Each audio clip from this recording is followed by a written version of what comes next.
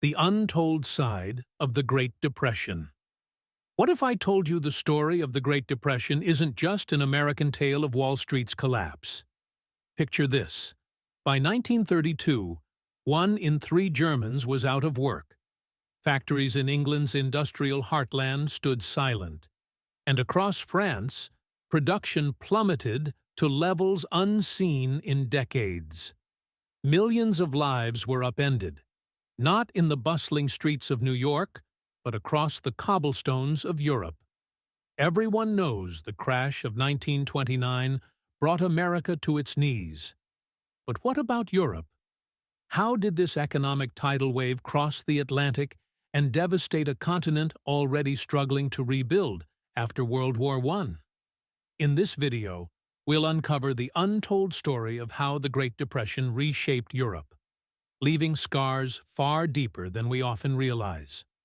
The question isn't just what happened, it's why we've overlooked it for so long. Let's dive in. Historical background. The fragile foundations of Europe. In the 1920s, close your eyes and imagine this. A young German boy in 1923, clutching a toy train in one hand and a stack of nearly worthless banknotes in the other. His mother, desperate to buy bread before prices rise again, rushes through a crowded marketplace where merchants adjust prices by the hour.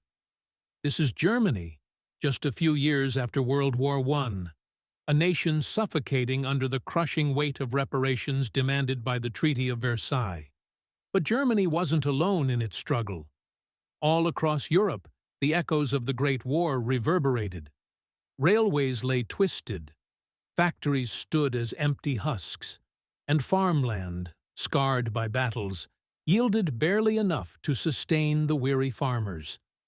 Economies were battered, governments burdened by astronomical war debts, and people, millions of them, felt abandoned by the very nations they had fought to protect. And yet, by the mid-1920s, a strange thing happened. Hope returned.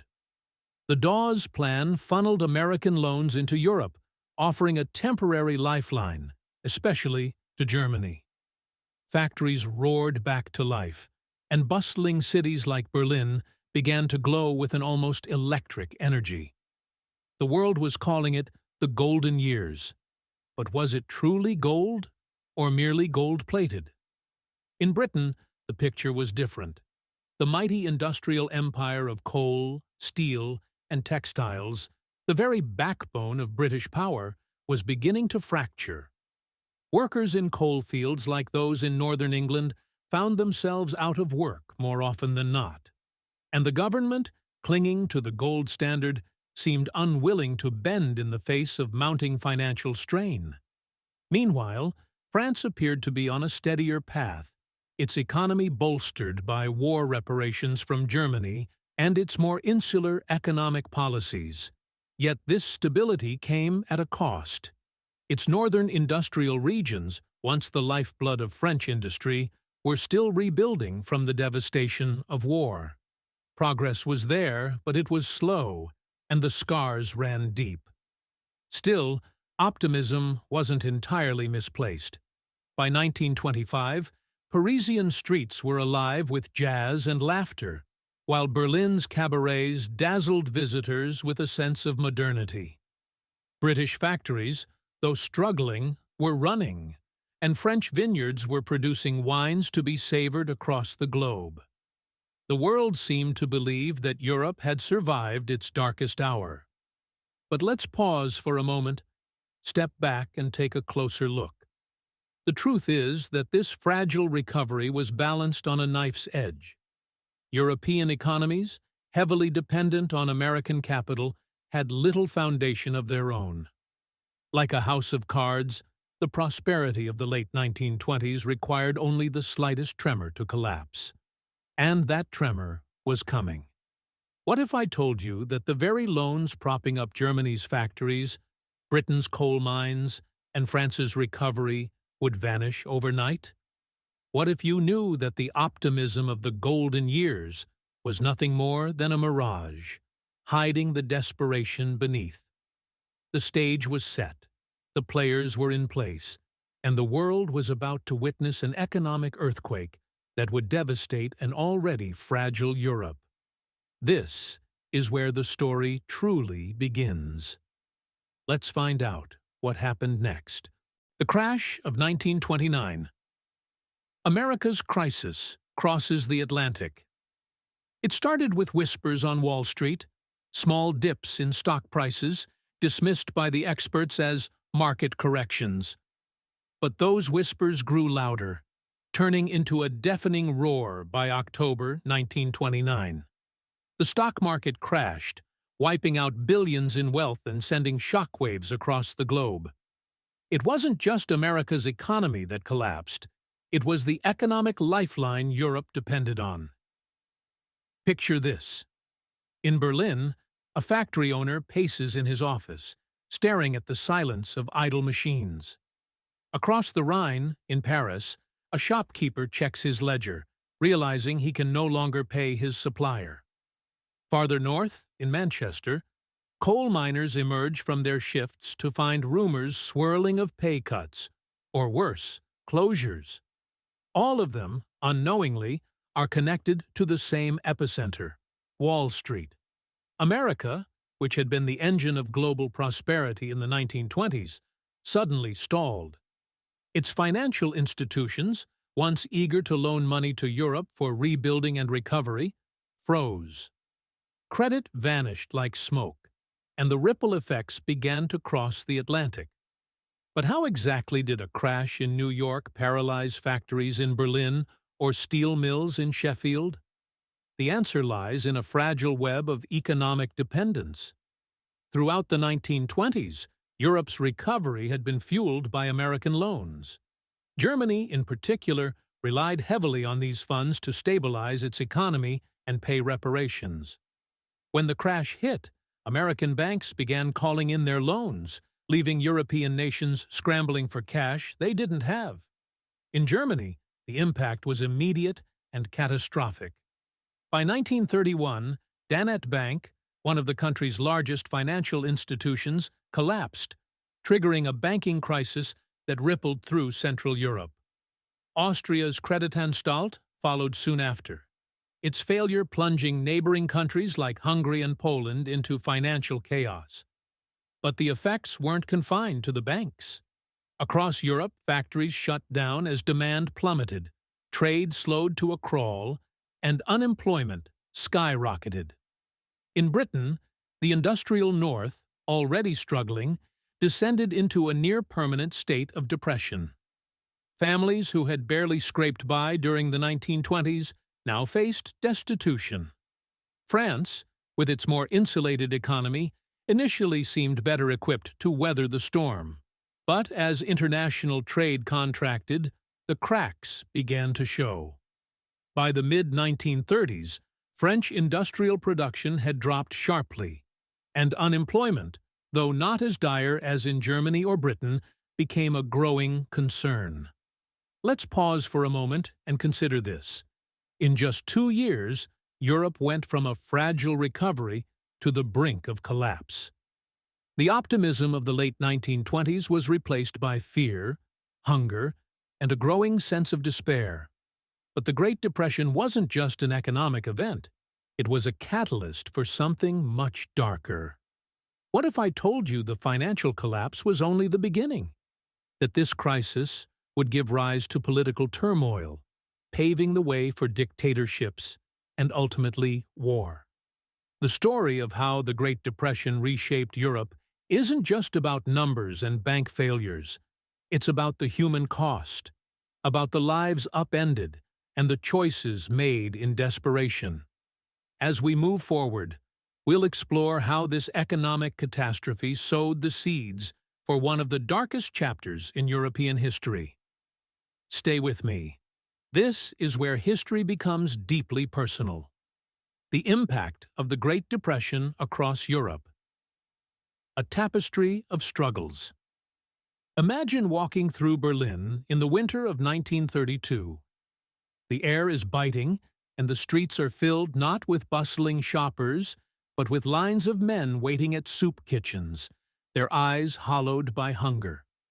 Children sit huddled on stairways, their laughter replaced by quiet whispers of worry. This is Germany, once a land of poets, thinkers, and industry, now brought to its knees. By the early 1930s, unemployment in Germany surpassed 30%. Families pawned their last possessions to buy bread, and entire neighborhoods plunged into despair. Yet, the pain didn't just starve stomachs, it starved hope. In this void, dangerous ideologies found fertile ground.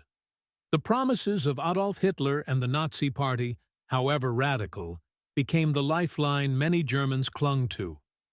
They wanted jobs, pride, and stability. Instead, they got a path that would lead the world to war. England.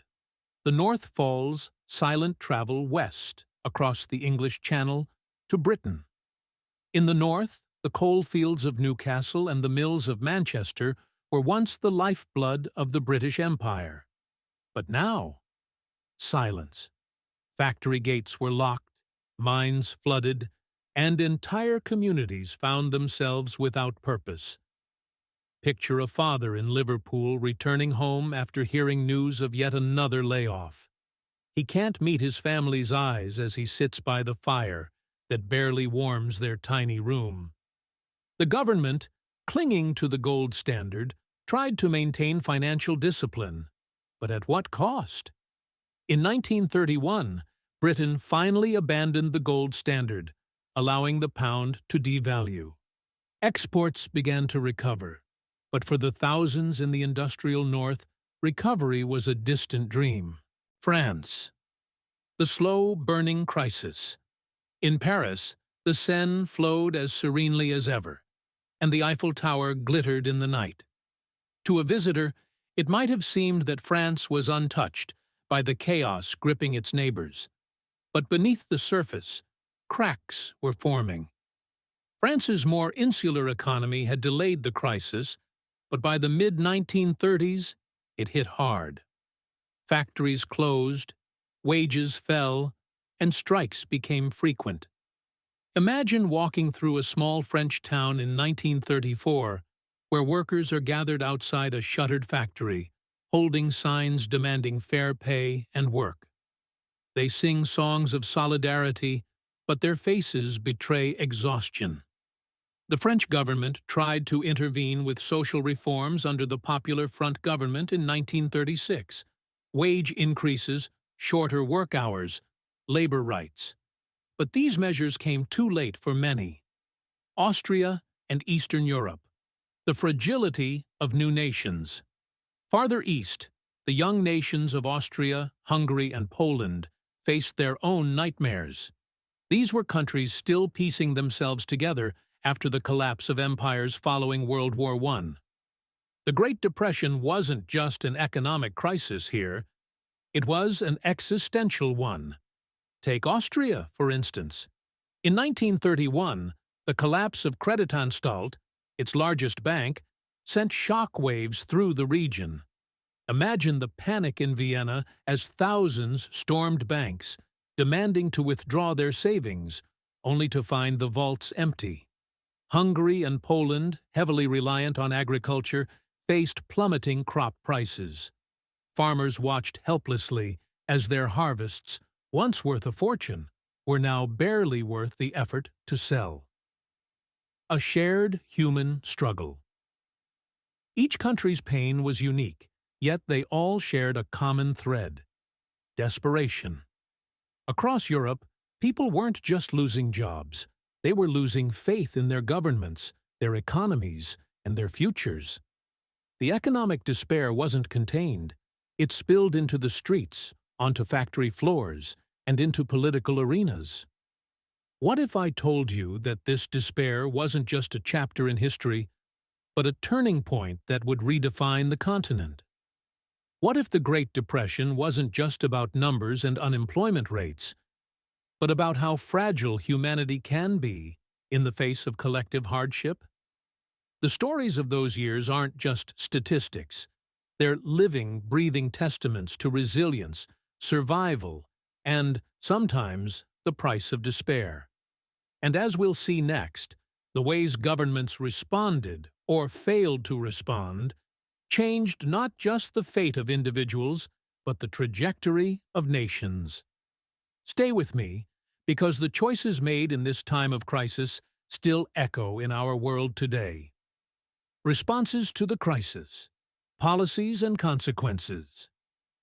As Europe grappled with the chaos of the Great Depression, its leaders faced a daunting question: how do you fix an economy that seems beyond repair? Across the continent, governments scrambled to respond, each pursuing strategies that revealed not just their priorities, but their desperation. But what if I told you that some of these decisions didn't save their nations? They deepened the crisis, sowing the seeds for even greater turmoil? Protective walls that isolated nations. The first instinct was self-preservation. Across Europe, countries raised tariffs, restricted imports, and tried to shield their industries from outside competition. Britain introduced the Import Duties Act in 1932, abandoning its historic commitment to free trade. France followed with similar measures, hoping to protect its fragile agricultural sector. Yet, these policies backfired. Instead of reviving industries, they stifled international trade, cutting Europe off from the global economy it so desperately needed.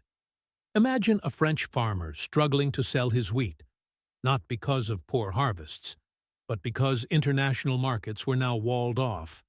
Or a British factory owner watching his products pile up in warehouses, unable to export them. Instead of fostering recovery, these walls deepened the divisions between nations, creating economic islands where cooperation was desperately needed. Breaking gold's shackles. For some, the answer lay in abandoning tradition. The gold standard, long seen as the bedrock of financial stability, had become a straitjacket. It forced countries to maintain fixed currency values, even as their economies crumbled. In 1931, Britain led the way by breaking free from gold. The pound was devalued, and exports began to recover, offering a glimmer of hope for its struggling industries. Other nations followed, but not all. France clung stubbornly to gold until 1936, its reluctance to adapt exacerbating its economic woes. But here's the twist. Leaving gold wasn't just a financial decision, it was a statement of survival. It signaled that the old rules no longer applied, and the world would have to change to move forward. Germany, a nation under control. In Germany, the response was different, drastic and authoritarian. The government imposed strict currency controls, limiting the flow of foreign exchange. State intervention in the economy became the norm, with public works projects launched to combat unemployment. But this wasn't just about economics, it was about power. Under Adolf Hitler, the Nazi regime used these measures to centralize control, funneling resources into military production under the guise of recovery. By the late 1930s, unemployment had decreased, but at a cost. The German economy was no longer serving its people. It was preparing for war. The rise of desperation politics. The political consequences of these economic decisions were as profound as the policies themselves. Across Europe, economic despair eroded faith in democratic institutions. In Germany and Italy, authoritarian regimes seized power, promising stability at the cost of freedom. Even in democracies like Britain and France, the crisis strained political systems. Strikes, protests, and social unrest became common. Imagine a protest in Paris, where workers clash with police in the shadow of the Eiffel Tower, their chants demanding bread, jobs, and dignity. Or picture an unemployed miner in England, marching miles to London in the famous hunger marches, hoping someone, anyone, would listen. The unintended legacy. The policies of the Great Depression didn't just shape economies, they shaped people. They turned fear into anger, despair into radicalism, and disillusionment into action. But what if the very measures meant to save Europe also fractured it further, paving the way for the unthinkable? What if I told you that the rise of protective tariffs, the abandonment of gold, and the embrace of authoritarianism were not just reactions to the crisis, but warnings for the future? Warnings that, in times of desperation, even the best intentions can lead to unintended consequences. The story of the Great Depression doesn't end here. These decisions didn't just define the 1930s, they set the stage for the most devastating conflict in human history. So, what happens when economic survival collides with political ambition? What price does a continent pay when leaders choose isolation over unity and control over freedom? Let's find out in the next chapter of this story. Lessons for today. The echoes of the Great Depression. Imagine standing in a bustling financial district today. Screens flicker with stock prices. The hum of trading floors fills the air, and the global economy feels as interconnected as ever. Now, consider this.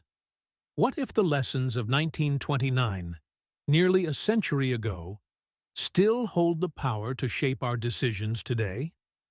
The Great Depression didn't just devastate economies. It taught the world lessons about resilience, fragility, and the consequences of inaction. But here's the real question. Are we truly listening? The fragility of financial interdependence. In 1929, a single crash on Wall Street rippled across oceans, dismantling economies and shaking nations to their core. Europe, tied to American loans and investments, found itself caught in a financial tsunami. The lesson here is stark. Interconnectedness, while a strength, is also a vulnerability. Today, the global financial system is more intertwined than ever. A banking crisis in one nation can send shockwaves through markets on the other side of the world. The 2008 financial crisis served as a chilling reminder of this. Just as in 1929, it began with a burst bubble. In this case, the U.S. housing market, and spread to Europe, where nations like Greece and Spain struggled under the weight of their debts. The question remains, have we built safeguards strong enough to withstand the next crisis? Or are we still walking the same tightrope, one misstep away from repeating history? Unemployment, the ticking time bomb. During the Great Depression, unemployment wasn't just an economic statistic. It was a societal wound. Millions lost their livelihoods, their homes, and their sense of dignity. Across Europe, the despair of joblessness gave rise to political extremism and social unrest. Fast forward to today, and the parallels are undeniable. Whether it's automation replacing jobs, global pandemics disrupting industries, or economic downturns leaving workers stranded, unemployment remains a critical challenge. The lesson is clear. Prolonged joblessness doesn't just weaken economies, it tears at the fabric of society, fostering discontent and radicalism. What if the most important investment we can make isn't in markets or infrastructure, but in people? The role of central banks and governments. Perhaps one of the harshest lessons of 1929 was the cost of inaction. Central banks, especially the Federal Reserve in the U.S., failed to intervene effectively, letting the crisis deepen. In Europe, the lack of coordinated responses among nations exacerbated the collapse. Today, governments and central banks have learned to act swiftly. From quantitative easing to stimulus packages, the response to the 2008 crisis and the COVID-19 pandemic shows a willingness to prevent economic freefall. But this raises another question.